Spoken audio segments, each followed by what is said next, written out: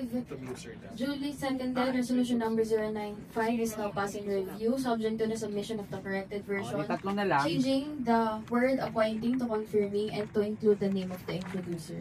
Okay, tatlo na lang. Next, ordinance number 20. Apat. Ordinance institutionalizing a barangay feeding program for undernourished children in public daycare, kindergarten, elementary schools to combat hunger and undernutrition among children and appropriating funds therefor. Yes. Ano ba? Magandang hapon po. Maraming salamat. Ordinance number 020, series of 2025. An ordinance institutionalizing a barangay feeding program for undernourished children in public daycare, kindergarten, elementary school to combat hunger and undernutrition among children appropriating funds therefor. Actually, matagal na po siya talaga siyang naka-budget, no? As required 1% from the fund. Kaso nga lang, kaya nga pinagtibay po namin ito dahil nga isa rin po yan sa requirement ng Barangay Civil Housekeeping doon sa aming proyektong SAGIP program.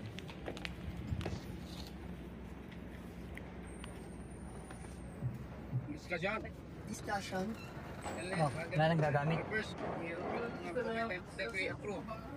Ano ba? Ordinance number 020.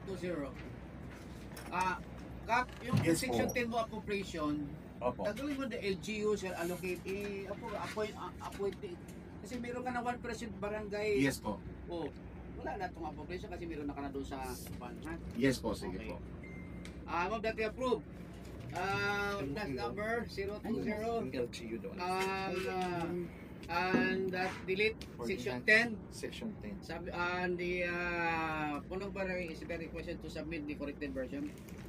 There's a motion to approve ordinance number 020, duly seconded. Ordinance number 020 is now passed in review with subject to the submission of the corrected version, deleting the section 10 of the ordinance.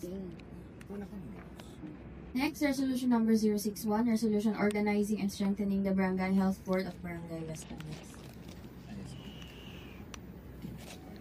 Resolution organizing and strengthening the Barangay Health Board of Barangay West Camias. Actually, pinagtibay lang po namin ito dahil nga sa may sarili na kaming clinic, no, sa aming barangay, at para mabuo na rin namin as required under health responsive doon sa ating barangay sa loob ng housekeeping. Discussion, Madam Chair. Discussion. Kap, gawin mo na nga Yes, itong po. executive order. Executive order na lang po. Oo, kasi Okay. yung composition naman, tapos nilagay mo pa dito, meron ka pang compensation or remuneration. Apo. Change this into an executive order. Order. Okay, noted po. Madam Chair, I move that we deferred and then convert this into an executive order. There's a motion to defer resolution number 061 and change Madali it pa yun. and convert it into an executive order. Duly seconded, resolution number 061 is deferred. To executive order.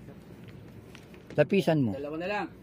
Next, ordinance number 016, National Code of Marketing of Breast Milk Substitutes, Supplements, and Related Products, penalizing violations thereof and for other purposes.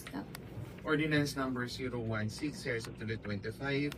An ordinance, a National Code of Marketing of Breast Milk Substitutes, Supplements, and Related Products, penalizing violation thereof and for other purposes.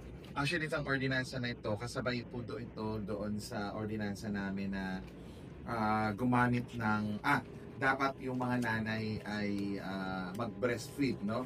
At lahat ng mga establishment namin ay kailangan magkaroon sila ng breastfeeding room. So, support po ito doon sa aming ordinansa na na-approve na rin ng Okay. Discussion. Madam Chair. Kapakitagal mo itong penalties mo kasi nakalagay ito imprisonment eh. Wala ho tayo imprisonment eh. Doon sa ano yun. Sige po, noted po. Noted. Fine lang po tayo, fine. Yes po, Okay. noted po, noted po.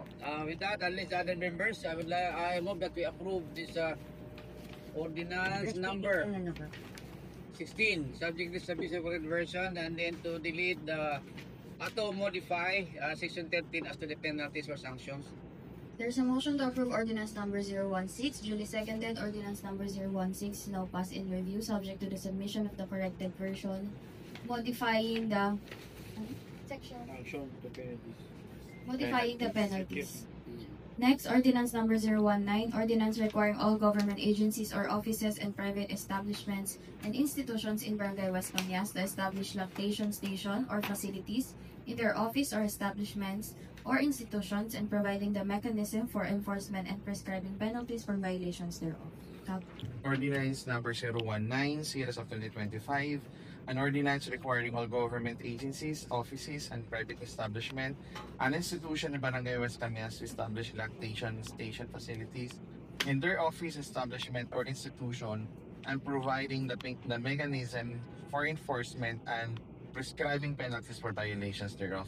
Actually, sinasabi ko kanina, ito pa ay support din doon sa ordinance number 016 as required under health responsive on barangay sa Labugaras City. Okay, discussion, Madam Chair. Discussion. Kap, dito po kasi sa yung penalty, Opo. 571,000 not because business clearance. Pero dito sa title mo, nakalagay dito is requiring all government agencies, offices. Paano po yun? I-government po yun. Paano natin ma-penalize po yun ng 500, 700 revocation of business clearance? Siguro nilang private establishment na lang. Yan. Okay. So, with that, Madam Chair. Tsaka lagay mo ng whereas cap, ha? Yes po. Kasi na-dumeritso ka na kagad dun sa dispositive portion. Yes po. With that, Madam Chair, I move that we approve ordinance number 019, subject to submission of the corrected version to delete the word government agencies, offices, and then to maglagay po ng where assess. Yes. There's a motion to approve ordinance number 019, duly seconded. Ordinance number 019 of Barangay West Camias is now passed in review, subject to the submission of the corrected version, deleting the words government agencies or offices and to put whereas clauses in the same ordinance. There being no other matters. Ha? Preliminary. Anim lang. Pinapalag na tayo eh. Barangay West Camias. Di, okay na. Maraming salamat po. Sa banggay na. Next, in the Baba order na. of business, preliminary review of the barangay legislative measures